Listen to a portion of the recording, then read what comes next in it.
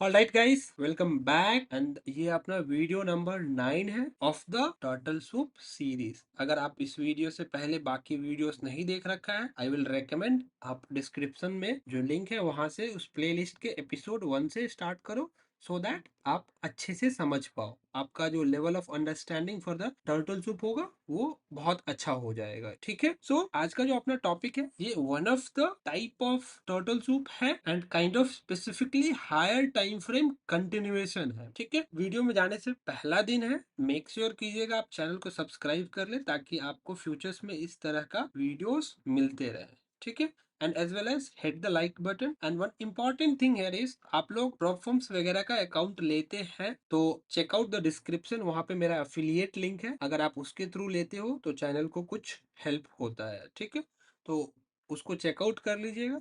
And let us get into the video and see how to trade turtle soup. And before going, risk disclaimer.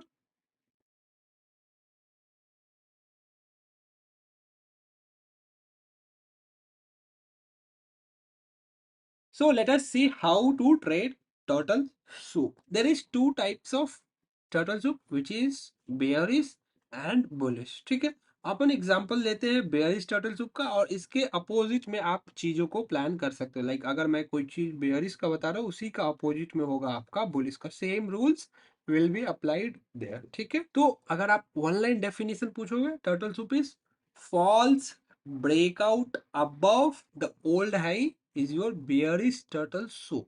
ठीक है, इसी के अगर opposite में जाते हो तो false break down below the old low is your turtle soup. And यहाँ पे एक इंपॉर्टेंट मिस्टेक जो है, each of you those who are beginner will be doing. लोग क्या करते हैं ना कि ये जो फॉल्स ब्रेकआउट है, लाइक देखो, एक डिफरेंशिएशन आपको करना पड़ेगा, डिफरेंशिएशन फैक्टर होना चाहिए आपके पास कि कौन सा जो ब्रेकआउट है वो रियल है और कौन सा फेक है। और उसके लिए हमारे पास कुछ क्राइटेरिया है, यूजिंग दैट हम लोग उसको फाइंड आउट करेंगे। आगे के वीडियो में बताता हूँ कैसे करना है, तो मेक श्योर कीजिएगा कि आप स्किप ना करें कोई भी part and continue to the video. ठीक है, एंड अगेन, जो टर्टल सूप होता है वो लोअर टाइम फ्रेम में फॉल्स ब्रेकआउट या ब्रेक अप होता है, बट वेर एज वो हायर टाइम फ्रेम में इट इज अ कंटिन्यूएशन। ठीक है, तो ये चीज आपको ध्यान में रखना है कि हायर टाइम फ्रेम में continuation can be lower time turtle soup. ठीक है, let us see the example कि कंटिन्यूएशन से मेरा क्या मतलब हुआ, राइट? कि how to trade bearish example. तो उसके लिए सिंपल सा है कि आपके पास स्टेप नंबर 1 होना चाहिए बायस, या फिर ड्रॉ लिक्विडिटी, या फिर market direction. It is very important. बिना इसके आप अगर ट्रेड ले रहे हो तो ये हो गया कि ऐसे ही हवा में तीर चलाना। ठीक है, क्योंकि आपको नहीं पता कि वो फॉल्स ब्रेकआउट है या नहीं है। कैसे आप डिफरेंशिएट करोगे कि वो मैनिपुलेट कर रहा है या फिर डिस्ट्रीब्यूट कर रहा है? ये बहुत ही इंपॉर्टेंट है। बहुत लोग क्या गलती करते हैं, मैनिपुलेशन सोच के डिस्ट्रीब्यूशन में पार्टिसिपेट कर लेते हैं, और उसके चक्कर में क्या होता है कि आप स्टॉप्स खाते हो। Point number 1। या फिर बहुत लोग क्या करते हो, प्राइस मैनिपुलेट कर रहा है और आपको लगता है कि मार्केट डिस्ट्रीब्यूट कर रहा है और फंस जाते हो। तो ये दोनों चीज को अगर आपको एलिमिनेट करना है तो आपके पास बायस, या फिर ड्रॉन लिक्विडिटी, या फिर मार्केट डायरेक्शन, ये पता होना चाहिए। एंड अगेन, ऑल दो तीन चीजें बता रहा हूँ, ये एक ही चीज है। मतलब सिंपल इन शॉर्ट अगर आपको बोलना है तो आप बोल सकते हो बायस, कि आपके पास बायस होना इंपॉर्टेंट है। एंड वो बहुत ही सिंपल स्टेप है फाइंड आउट करना, हम लोग यहाँ पे देखते हैं। ठीक है, जैसे मान लो ये दो कैंडल है, कंटिन्यूअसली वी सी की प्राइस नीचे की तरफ जा रहा है and price is closing below the old loss. यहाँ पे भी क्लोज किया और यहाँ पे एक फेयर वैल्यू गैप था। एंड अगेन देखो, ये अपना बायस फाइंडिंग का वीडियो है। आई मीन बायस कैसे फाइंड आउट करना है वो हम लोग देख रहे हैं। तो यहाँ पे अभी ट्रेड नहीं लेना है, यहाँ पे वी आर नॉट, ये वाला पार्ट में कोई टर्टल सूप नहीं देख रहा हूँ, ये नहीं देख रहा हूँ। मैं अभी बस सिंपल सा मार्केट डायरेक्शन फाइंड आउट करने का कोशिश कर रहा हूँ। आप यहाँ पे देखो क्या हुआ, मार्केट 4H के फेयर वैल्यू गैप में आया, ये प्रीवियस हाई पे रन किया एंड उसके बाद नीचे की तरफ क्लोज दिया। ये देखो, ये क्लोज होने के बाद क्या बात है, right? I am not taking कि यहाँ पे ही ट्रेड लेना है। देखो आगे बताता हूँ लोअर टाइम फ्रेम में कैसे ट्रेड लेना है। क्या दिखा रहा है कि ये कंटिन्यूएशन है, राइट? 4H में एक मार्केट कंटिन्यू कर रहा है बियरिश, तो सिंपल सा है, अपना मार्केट डायरेक्शन क्या हो गया, बेयरिश। ड्रॉन लिक्विडिटी क्या हो गया, बेयरिश। या फिर आप बोल सकते हो कि ऑर्डर फ्लो जो है वो बेयरिश है, राइट। तो जब बेयरिश है तो छोटे टाइम फ्रेम में हम लोग अगर कुछ बेयरिश टर्टल सूप होता है, मतलब fake breakout above the old high होता है, तो हम लोग वहां पे अपना सेलिंग का अपॉर्चुनिटी ढूंढ सकते हैं, ठीक है। तो अब ये तो पॉइंट क्लियर हो गया कि बायस पता है, चलो ठीक है बेयरिश है, बट स्ट्रेट अवे अगर मान लो यहाँ पे नेक्स्ट कैंडल खुलता है तो क्या एंट्री ले ले, मतलब there should be some reason behind to take the entry, right.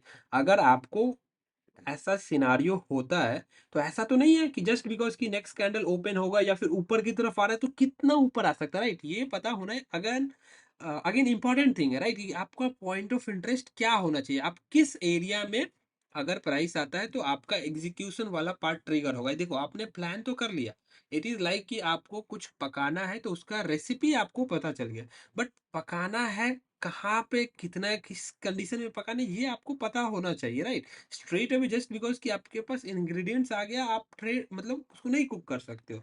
Similarly आपको पता है कि market is bearish, but straight away कहीं पे भी एंट्री नहीं लेते, विल फाइंड आउट कि पॉइंट ऑफ इंटरेस्ट क्या होगा, राइट।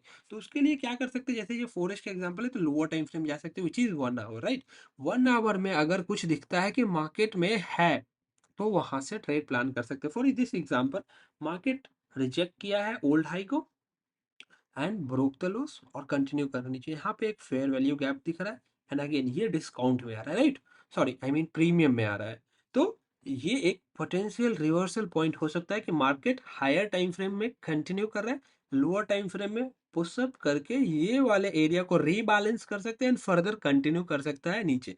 तो ये हो गया अपना point of interest and again यहाँ पे अभी तक टर्टल सूप का पार्ट नहीं है, ये अभी तक आप फिल्टर आउट कर रहे हो, पहला स्टेप।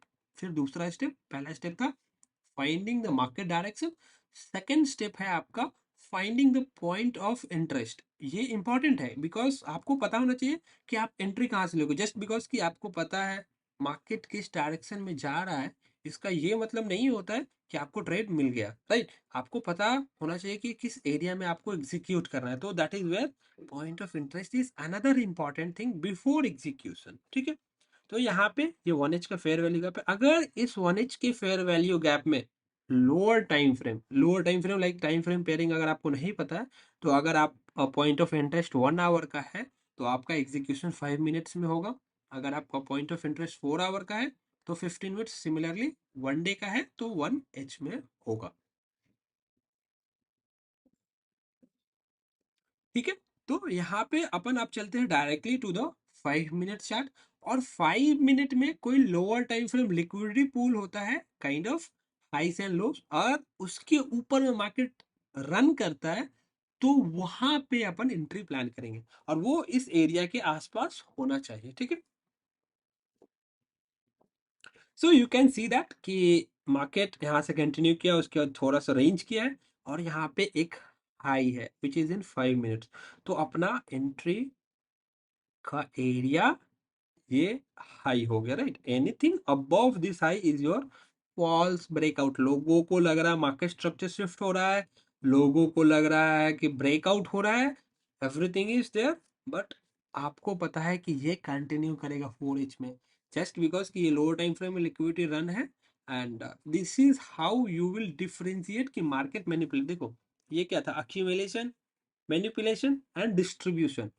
आपको ये मैनिपुलेशन पता होना चाहिए क्यों मैनिपुलेट हो रहा है और इसके पीछे का लॉजिक 4 आवर एंड 1H से आया, राइट। 1 आवर एंड 4H के चार्ट को देखा तो आपको पता है कि क्यों ये हो रहा है।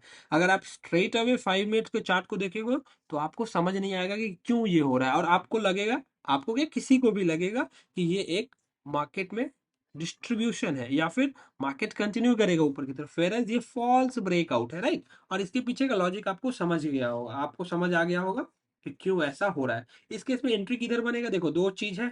Point number one, straight away आप सेल लिमिट लगा सकते हो अबव दिस हाई और वेट कर सकते हो कि प्राइस आए, बट वो रिकमेंडेड नहीं होता है। आप क्या कर सकते हो, वेट करो कि जो प्राइस इसको पोक करता है, जनरली इन जनरल देखा गया है कि जनरली वो ऐसा दिखता है like heavy thick volume candle होगा जिससे लोगों को भरोसा होगा कि ये ब्रेकआउट है या फिर मार्केट स्ट्रक्चर शिफ्ट है। तो जब ये हो जाए तो उसके बाद एंट्री प्लान कर सकते हो। और इस केस में क्या होगा कि आपको जो रिस्क टू रिवॉर्ड रेशियो है वो अच्छा मिलेगा। जैसे इस केस में आप इस क्लोजिंग पे प्लान कर सकते हो, स्टॉप्स इस वाले हाई के ऊपर, अगेन यहाँ पे एक देखो फेयर वैल्यू गैप है अबव दिस हाई। तो मुझे नहीं लगता कि प्राइस की पास कोई और स्पेसिफिक रीजन है टू गो हायर, राइट। ये हाई को ले रहा है to rebalance this fair value gap, और you can say this fair value gap. तो इस केस में ये हाई जो हो गया है अपना स्टॉप लॉस हो गया, टारगेट ये हो गया, और एंट्री अपन इधर से प्लान कर सकते हो। तो यहाँ से अगर आप एंट्री लेते हो तो देखो इजिली ये 5 आवर का ट्रेड होगा, वेराज आप अगर यहाँ से ट्रेड लेते हो तो 2 आवर का ट्रेड होगा। तो दैट इज व्हाट, अगर आप स्ट्रेट अवे लेते हो तो रिस्क रिवार्ड कम जाएगा, देखो सेम ट्रेड है, बट थोड़ा वेट करने से, मार्केट एग्जीक्यूट करने से आपको क्या होगा, risk to reward ratio better मिलेगा। ठीक है, तो आज के लिए इतना ही है। अगर आपका कोई डाउट है तो आप कमेंट्स में पूछ सकते हो। And those who are wondering कि बुलिश में क्या करना है, तो इसके अपोजिट करो, सिंपल सा जो भी मैंने बताया इसके अपोजिट में करो, चीजें आपका क्लियर हो जाएगा। और अगर इनफ सपोर्ट मिलता है इस वीडियो पे तो मैं इसका नेक्स्ट पार्ट बहुत ही जल्दी रिलीज कर दूंगा। So that's all from my से। Thank you, bye bye, take care.